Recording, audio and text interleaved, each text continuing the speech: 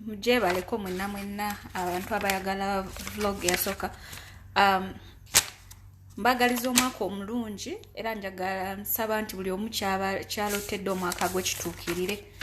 Kusingira ddala mu vlogs eziddako tugenda nga mbayigiriza engeri y'okubeera nga okola ne hustles z'ewaka, kubanga ogamba obugambi mbutwogera ku bintu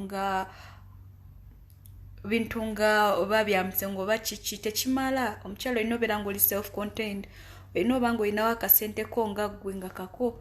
Kati mu biseera ebyo eby'omu maaso ewatali wala maybe vlogs zenafulumya next week mugenda bamwemu, buli wiiki ngenda bamfulumya ku vlogs efulumya ng'emu ebalaga ekintu ky'osobola okukola ewaka ne kikuwa ssente. Neweziba ntonotono naye nga omanyi olina ka income ko akali constant. Ekyo nga kize ku bbali leero kintu kye njagala okwogerako, ebintu ebituleetera oba nga omuntu avaamu, omukyala avaamu ekiswa ekibi mu bitundu bye ebyekyama. Ebintu ensonga ezisooka ezireetera binene ezeeta kinene ekintu yeast infections. Zino infections zireeta liquid ezisinga zeeta discharge. Kati eyo discharge weegatta ne body odor yo oba body, because normally abantu tulina everybody has its smell. Kati eyo discharge weegatta n'ekyo kiba kivundu kye kigenda ovaayo. Ekyokubiri STDs, ebirwadde by'ekikaba nga gonorrhea, candida, syphilis, biki ebyo byonna bireetera omuntu okuba ng'ovaamu ekivundu mu bitundu bye ebya wansi. Okubeera ne bapatina abasukkamu omu, patina bano abantu bewegatta nabo waba asukkamu omu nakyo kisobola okukuleetera okuba ng'ovaamu ekivundu mu bitundu bye ebyekyama, kubanga kikuleetera okubeera ng'okolaki ofuna ebiseera ebisinga omuntu waba alina patina asukkamu omu, chances ze ez'okufuna ebirwadde by'ekikaba zibeera waggulu nnyo. Ekintu kyokusatu poor hygiene. Poor hygiene on your body, poor hygiene on your toilet. Abantu abasinga infections bazipickinga ku toilets kuba toilet telongoseddwa.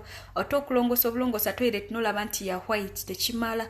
Olina oteekako disinfectant, olina okuteekamu liquids zino ezitta obuwuka obwo bubeera mu toilet. So poor hygiene naye ereetera omuntu okuba ng'ovaamu ekivundu wansi mu bitundu bye ebyekyama. Ne lack of education.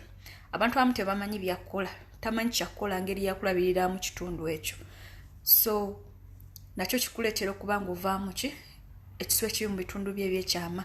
Okwambala paadi emu olunaku, omwana w'obuwala tosobola gamba nti ogenda kwambala paadi emu ng'oli mu nsonga ze ez'abakyala olunaku olumaleko olukube wali, kiba kigenda kuleetera okuba ng'ovaamu ekiswa ekibi.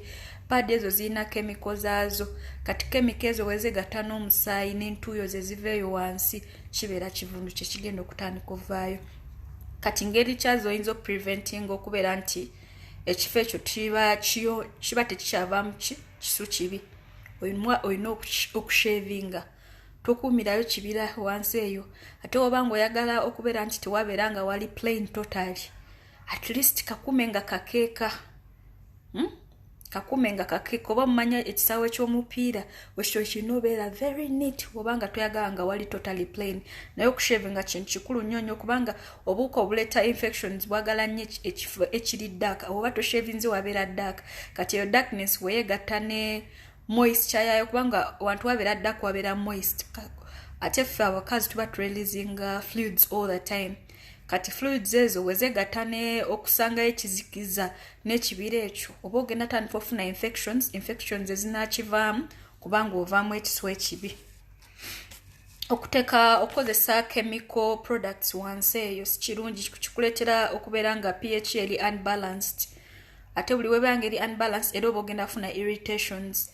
N'ekirala abantu abamu tugenda ne mulowooza nti oba okozesezza these chemicals kigenda malawo smell, nedda mu kifo ky'ogimalawo kyegatta n'ekivundu kye kisanzeeyo nekiva mu kuwunya n'otandika kukyuma bukyumi. So mu kifo ky'olowooza nti ngenda kozesa kemiko eno kubanga ewunya bulungi biki, olina olaba nti ekifo kitukula nga tonnaba kulowooza on any other solution. Okusookera ddala kinaaza kibe nga kitukula ate nga kikalu.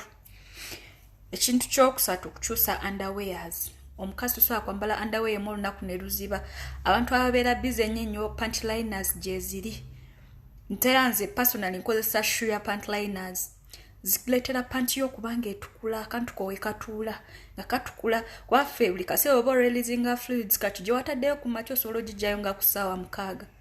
gyotadde ku ssaawa 6 n'ogijjayo ku ssaawa 10 naye ky'oba oluubirira kubeera nti ekifo kibeera kikalu so obanga ogenda kwambala panti emu at least situla pantliner kintu kikulu nnyo oleme kubeera nti bidischarge bitula kuli atakantu kone katula kuli n'oba otreatinga infection ng'ate bifuluma ku kasigala katudde oba tokiyambye ekifo kyekyo ate nga kifo kikulu nnyo ekintu kyokusatu engeri gy'onazaamu ekifo kino eno katawulo k'okozesa okusiimulayo kalina oba ka white lwaki ngamba ka white kubanga white ono alaga mangu obukyafu kati ekifo ekiba tekitukudde n'okayisaayo katawulo ng'omaze onnaaba kikulaga oba wakyali brownish wakyaliyo obukyafu oba kyekyo lwaki ngamba okozese nnyo katawulo obeere ne katawulo koko oba tawulo gye weesiimuuza nga ya white kijja kuyambako okumanya nti wowe omaze okunazaayo n'oyisaayo tawulo ng'okazaayo olina olaba nti tawulo esembayo ovaayo ebeera sparkling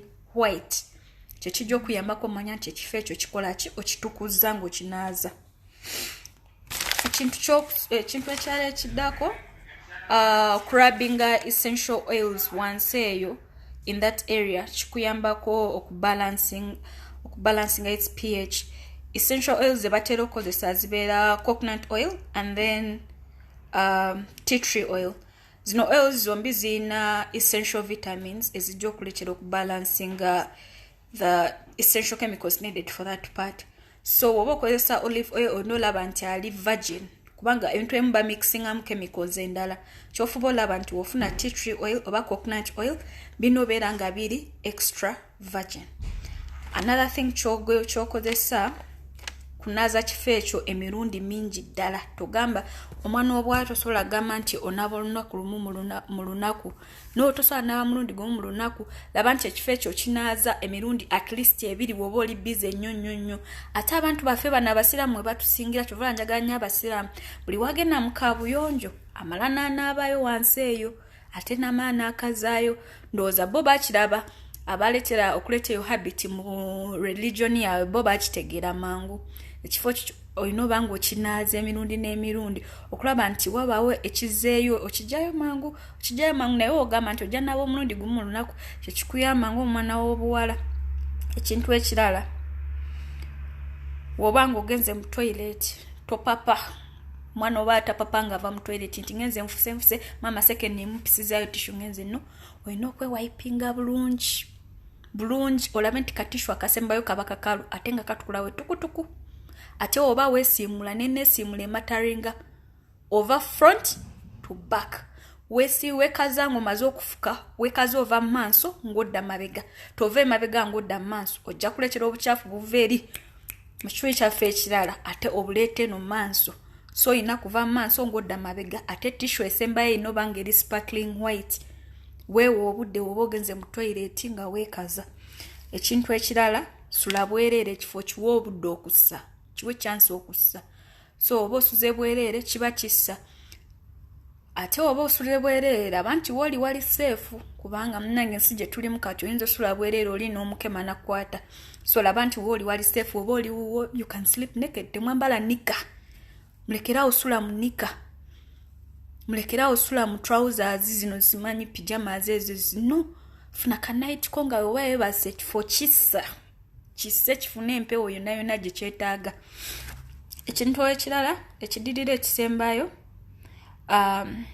actually ekisembayo oba oyoza underwear zo ziwa obudde obumala abantu abamu ogenda mu kinaabiro ogenze kunaaba nomayo naba n'okunywa mu kiko noyanika ekyo tekikuyamba kuba tekimala mu kikasu n'oba ogamba towunya omuntu faona b'obuwala oba olina akasu k'ovuddemu olunaku okoze empale mangu tekikuyamba ate nekyala kyekireetera okubeera nga oba obadde olina infection empale n'ojoza mangu cukucukucuku obuwuka buba busigaddeko naye wewewe obudde n'ogikunya sometimes actually muziteeke mu disinfectants oba omaze ozikunya nze ekintu kye advising nga sigamba nti zinyike mu disinfectant no zoze bulungi ate kati woba olina washing machine zoleze mu washing machine kuba washing machine eno erina process yayo gyekozesa okutuuka okubeera nti enyumunguza kati okoleza mu washing machine kirungi nnyo naye n'abatagiina si kibi gikunye olabe nti empale zo zitukudde ziwa obudde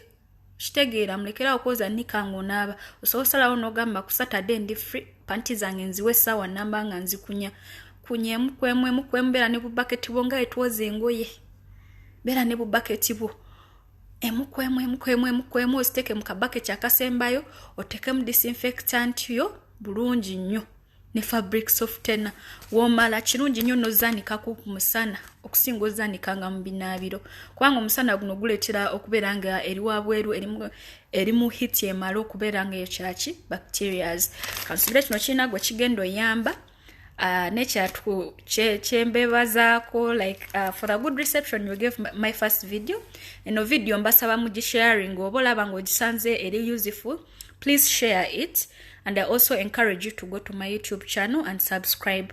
Otherwise, thank you so much for your time and listening to this video.